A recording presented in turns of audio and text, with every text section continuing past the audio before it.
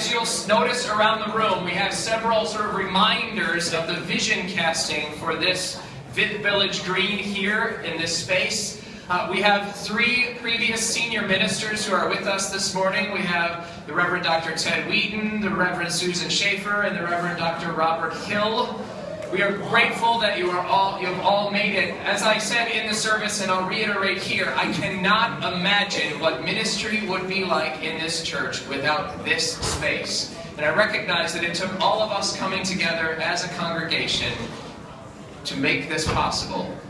I am so grateful because we are able to do God's work in such meaningful ways in this space that if you can imagine just having a small, narrow passageway between the sanctuary and the education wing vestibule, it was very narrow, as people will point out.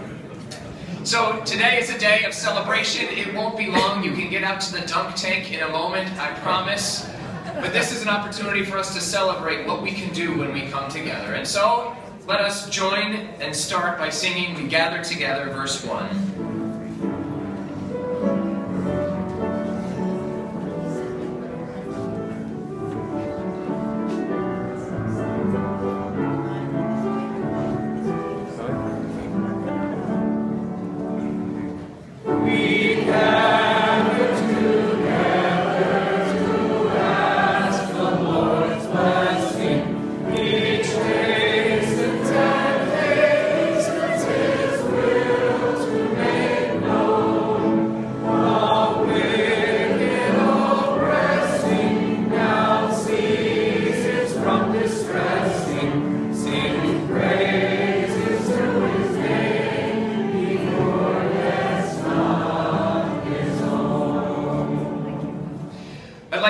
Forward Dr. Wayne Turnbloom, who has in mind some of how we got to this auspicious occasion as we led up to the building of the Gathering Center. Wayne.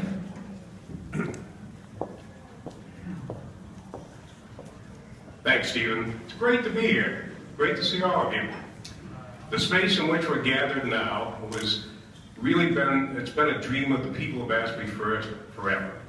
If you go back to the original design that Walter Crossland developed with his architects, his vision for what this campus would look like included the space much like the one we're in now, probably bigger. And for various reasons that vision wasn't totally fulfilled.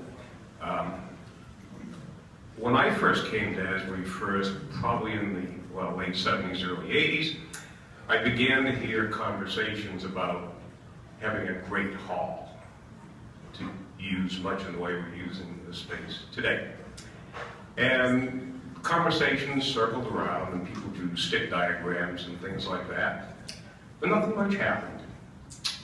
In January of 1999, the annual church conference commissioned the then Church Directions Committee to develop a long-range property plan. And so we did.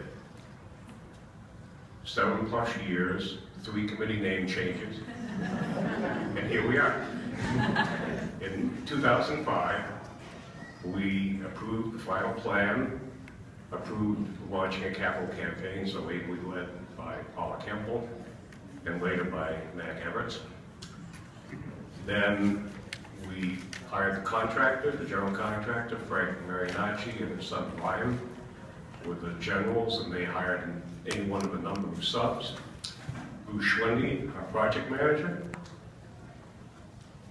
And we broke ground in June of 2005, started construction in October of 2005, and officially opened the space in February of 2007. And we consecrated it officially in May of 2007. And here we are 10 years later. The focus of today's conversation and talk and service has been around the Gathering Center, but I think you recognize it's about 1/4 of the new space that we created. So underneath us is the youth room.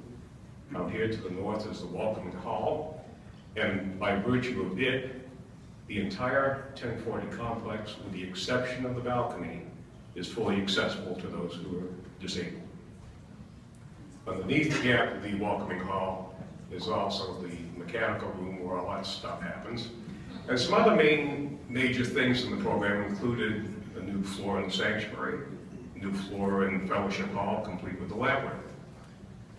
And so we added 10,000 square feet, and that's the physical part of it.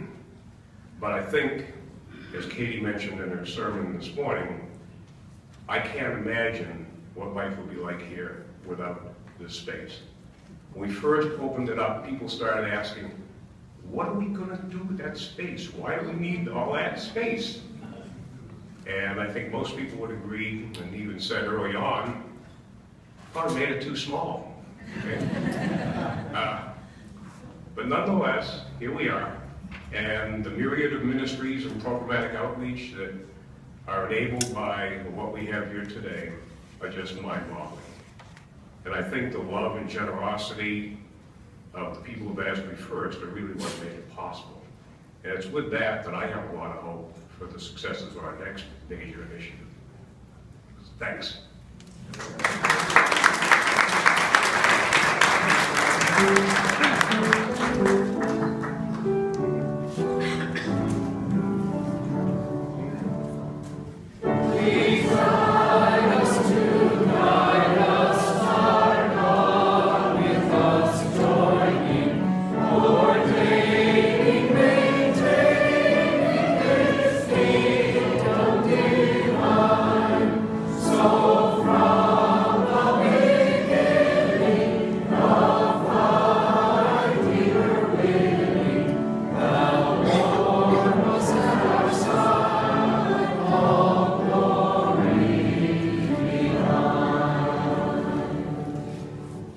We have the opportunity to hear from two of our previous pastoral leaders, and I invite forward the Reverend Susan Shafer at this time. I guess nobody's been around on the pastoral staff longer than I have, so that makes me old. And today they decided to do age before beauty. Sorry. Today we celebrate because one dream has come true. But the God-inspired dreams have been woven into the fabric of Asbury First since it was built. It was 1988 when a paper, a white paper by the Reverend Dr. Theodore J. Whedon was written. And the thought was that the sanctuary speaks so much in its beauty of the transcendence of God. But is there not a way where we could gather for the imminence of Christ to be celebrated? So we thought. John Barrow and Ted and I came over to the squeezed-in cloister, and if you never saw the cloister, honestly, you could not have a coffee hour, you could not find your children as they were coming out of Sunday school, you could say hello to people, but it was, oh, excuse me, sorry, I bumped you. And we stood there, and I said to John Barrow, I think we ought to keep the way the church looks from East Avenue the same, so could we take down the arches and move them here? And he looked at me and he said, never thought of it. Oh, maybe we could. It was a long time later, that stone by stone was numbered, and we moved those arches from the cloister to the front. I'm going to tell a story. My son Ben has counseled me to identify with people when I'm about to tell something that I think is ostensibly humorous. He said, tell them that they know. A priest went from Boston to Pittsburgh where the leaders met him and said, welcome to this great city where the Monongahela River and the Allegheny River converge in a great confluence to form the mighty Ohio River, Pittsburgh. To which he replied, well, I'm a priest from South Boston, and I come from that city where the great Mystic River and the great Charles River form a mighty confluence to form the Atlantic Ocean. 2 words. These are your words. They're words, first of all, a word of thanks for the gifts, the talents, the time, the generosity, the labor, the leadership that built this place together. Together, the hymn is right, together, especially for the hidden gifts, the gifts that maybe were unheralded, quiet, aside, a late meeting, a particular donation. One said, I'm going to tithe my will. Wow, that's a gift hidden for the future. Of course, right here, I see, though I don't see, those who are not with us in the flesh, but they're right here. I can reach out and touch them. So we could go through the whole litany of these who are not with the church militant, but with the church triumphant, who rest now in a greater light and a farther shore. How sweet, how good, how happy the memory, and how thankful we are. This is a word of thanks to begin. Thank you for all that you are doing to bear witness to Jesus Christ, his love, God's love, and the gospel of grace, mercy, acceptance, freedom, pardon, inclusion, and love. Second is like unto it, though it's a look to the future, not so much thanksgiving, but joy. Make a joyful noise to the Lord, all the lands. Serve the Lord with gladness. When we started in 2002, Mike McKee, our friend who's the general superintendent down in Texas now, said, Bob, this is going to be fun. I thought, it's going to be fun? He said, you're going to love it. And he was so right. Serve the Lord with gladness isn't a phrase mainly about how to serve. It's about what serves. Gladness serves itself right now, this morning. This is the service of God. Delight serves. Happiness serves. You serve God by and through gladness. Serve the Lord with gladness. At one of the meetings, someone asked, I see these designs, but what's it going to feel like? What's it going to look like? And one said, it will be beautiful. It will be beautiful. It will take your breath away. And off you went, and off you did. With gladness of heart, we serve. Howard Thurman, we couldn't pass by without mentioning Howard Thurman, served the Lord with gladness of heart, saying, people, all people belong to one another, not some, but all. Martin King said, the moral arc of the universe is long, but it bends toward justice, not neighborhood, but universe. John Wesley famously said, the world is my parish, not the nation, but the world. Not some, but all, not neighborhood, but universe. Not nation, but world. You're serving the Lord with gladness. And you've completed a fine piece of work. Now, remember what my son Ben said. I'm going to conclude with a story. You remember his admonition. One of us thinks this is funny. Thursday morning, I had a Boston moment, standing in line, yes, waiting for a coffee, yes, ready to get a Dunkin' Donuts, yes, listening to how the Yankees beat the Red Sox again, 8-0, yes. Behind me, there was this voice, and I'm listening, and it says, I tell you, it's over. Silence. I mean, it's over. Silence. No, I mean, it's really over. Silence. You need to hear me when I say it's over. Silence. And then, to conclude, I'm telling you this. I mean it's over. O-V-A, over. Rejoice that God so moved our hearts and the hearts of those no longer physically with us to create this space to glorify God and continue God's work. We give thanks that all indebtedness has been paid and symbolically burn this note as an offering of thanksgiving for your gift of generosity. This might also test the sprinkler system 10 years later.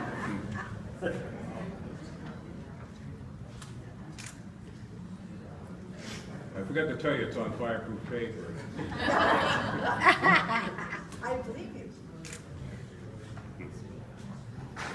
Remember, symbol. I think we're good. We thank you for the laughter that resounds, the souls shared, and the love that fills this space. By the power of the Holy Spirit, and in the name of God, our Creator, and Christ, our Redeemer, we dedicate this gathering center. May God bless and sanctify what we do here, that this place may continue to be holy for us and for those who gather here. Amen.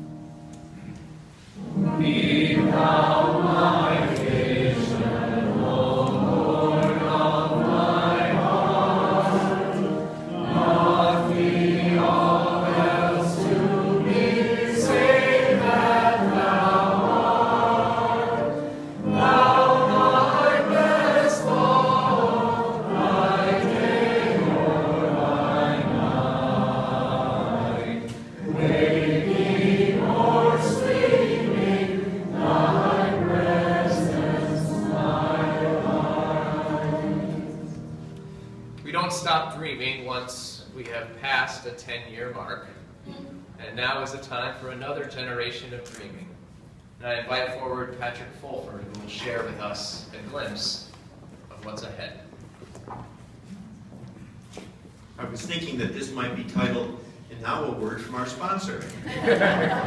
But we have heard a lot of discussion of dreaming this morning from Cady's sermon, from Stephen, Susan, Bob, going back 200 years, 60 years, and certainly at the turn of the last century.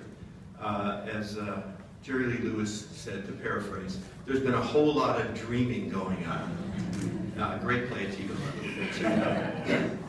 But certainly, as the team worked so hard at the turn of the last century, there was a lot of dreaming going on, and look what those dreams have brought us. So, as you know, we are dreaming again at Asbury. This started in the fall of 2015 when Stephen did a series of sermons on dreams and dreaming. Beautiful, inspiring. Just a few months later, we put a big dream board right there. We all had a chance to write our dreams down for Asbury. And then we had a chance to talk about those dreams at a series of town halls in Wesley Hall.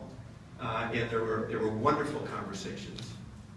We then took all of that input, we put it on 3x5 cards, and we put it on this other big board, and we started moving those ideas around, called an infinity board, and themes emerged. There were many themes, but 4 main themes around outreach, connection, inclusion, and growth. 4 main themes. Stephen, that long arm, reached out into the community and pulled a dream team together exactly a year ago. And we've worked for the last year taking that input and putting together what we have called a dreamscape for Asbury for its future. You've had a chance to learn about that. You'll have more chances. We're going to vote on it in June the 25th. June the 25th, so please attend those meetings, learn about it online, however you want to do it, and come and vote. But as you know, increasing our outreach efforts, making this campus more accessible for its entire congregation will take some investments. And those investments are obviously additional funds. So today, as we look forward to our future, it's very appropriate that we look back at what we've accomplished. Particularly, we think of the dreams back 15 or so years ago and how those dreams have resulted in this beautiful space and how it's improved our ability to be fabulous church for our community. So our future investments will clearly have the same opportunity. So let it be so. Amen.